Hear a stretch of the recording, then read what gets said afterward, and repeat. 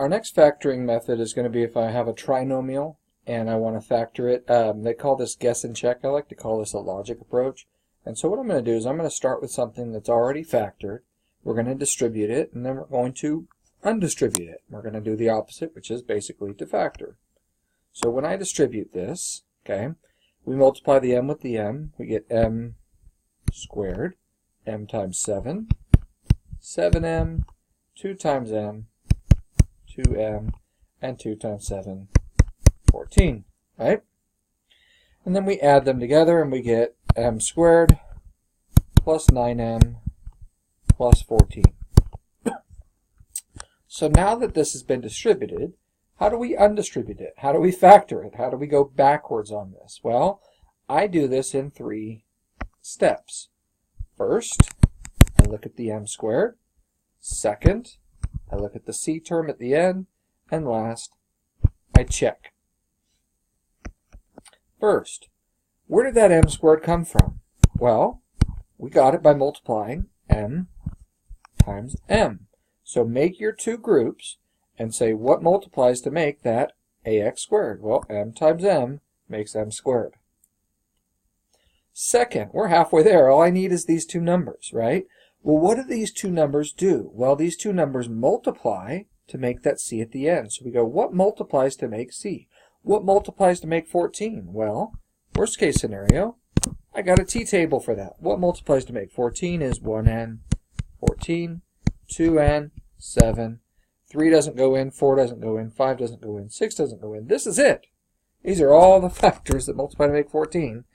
And then they make that 9. How do we get that 9? We added the 2 and the 7. So basically you say, what of these, all these numbers that multiply to make 14, which of these will combine to make that 9? Well, the 2 and the 7. And to make a positive 14, they'd have to both be positive. And to make a positive 9, they'd have to both be positive. Is this right? Yeah, I know it's right. You could always check it, right? You could always take it and distribute it.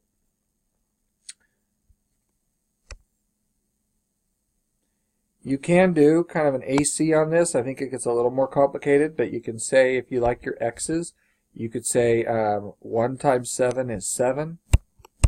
The middle number was the b is the 9.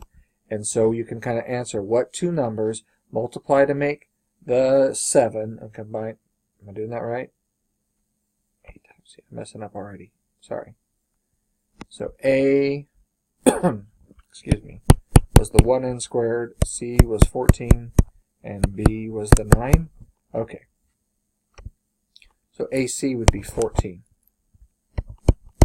In the middle will be 9, and you go, what 2 numbers multiply to make 14, combine to make the 9, 2 and 7.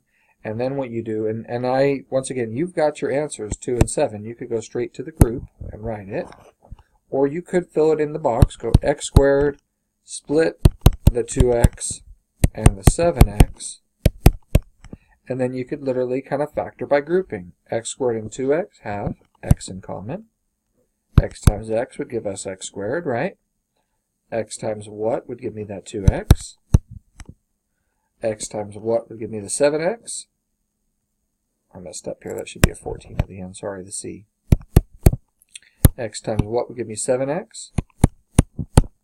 And so I have x plus 2 times x plus 7 gives me, well, it should have been m, but x squared plus 9x plus 14. Okay, so there are lots of options. I like to just do the guess and check on this, but if you're comfortable with a big X, then use the X method. Some people call it X box, some people call that diamond method, and there's all kinds of methods. You can also use our area models. You take those 2 numbers and fill them in. I'm going to keep approaching it with the logic model, but I want to encourage you that if you have a method that works, you feel free to check it with me. As long as it works and it's mathematically sound, feel free to keep using that method. So, like when we get to this one, you go ahead and if you've got a method and it's different than mine, work it out and see if you get the same answer as me. And if you're not sure, raise your hand. Okay? But here's what I see. Logically, what multiplies to make x squared is x times x. What multiplies to make 20 combines to make 9. I could list those using a t-table. 1 and 20, 2 and 10, 4 and 5. How am I getting the 9 there? I'm thinking 4 and 5. But remember, I need it to not just combine to make a 9. I need it to combine to make a negative 9, which means I need that 4 and that 5 to be a negative. That's how I would approach it. That to me is a logic approach. You could use this AC or this X method where I go 1 times 20 is 20. The B is minus 9. Two numbers that multiply to make 20 combine to make 9, 5 and 4. They'd have to both be negative. And then you could take those two numbers and fill it in. So there's choices, right? Or, if you really like to, take it up a notch. You could take that AC, that 5 and 4, and put it in the area model and factor out what each one has in common. X times x to make x squared, x times minus 5, x times minus 4. So we have x minus 5 times x minus 4. So you got some options here, okay? I like the kind of guess and check method or the logic approach. I don't mind the X. You're going what multiplies to make the AC, what combines to make the B. It's a nice way of organizing your thought process, but I can do that mostly in my head. So you got choices here, okay?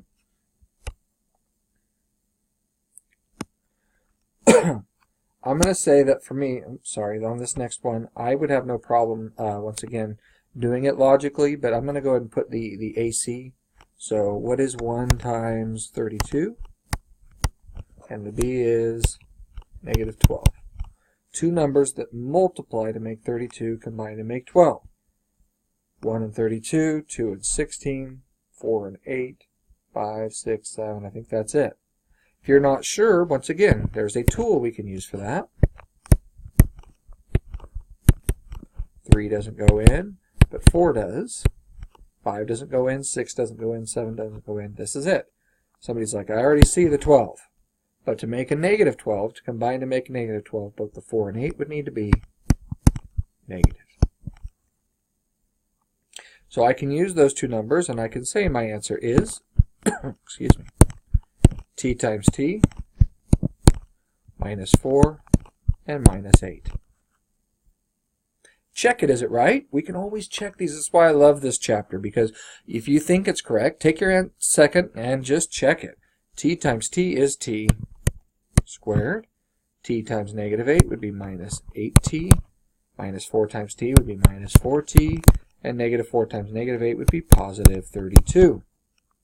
Combine the like terms, we get t squared minus 12t plus 32, which is what we thought we would start off with. Factoring. Okay?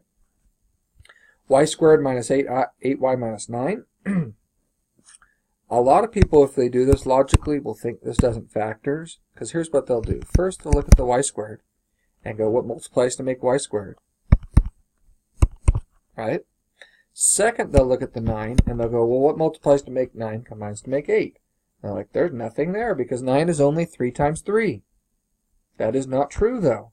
Because if I look at the 9 on my table, 9 is definitely 3 times 3, but it is also 1 times 9. So that's where that tool can come in handy, that t-table, because a lot of people forget that 1 times 9 is still 9, and 1 and 9 can make a negative 8. If the 1 were a positive 1, and the 9 were a negative 9.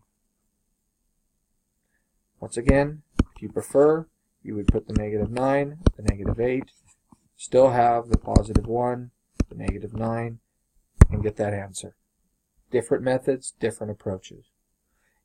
Always know that you can check it. Y times y times negative 9, 1 times y, and 1 times negative 9. And this turns back into y squared minus 8y minus 9.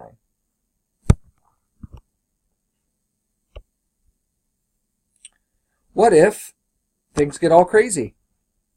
We got like x to the 5th. People are like, oh my gosh, this is crazy. Well, always look for like terms first. I got a 4, a 28, and a 40. Those are all divisible by 4. What about the x's? Well, 5, 4, and 3, they have 3 in common. What does that leave us with? 4 times 1 x squared, 4 times minus 7x, and 4 times 10, no x's.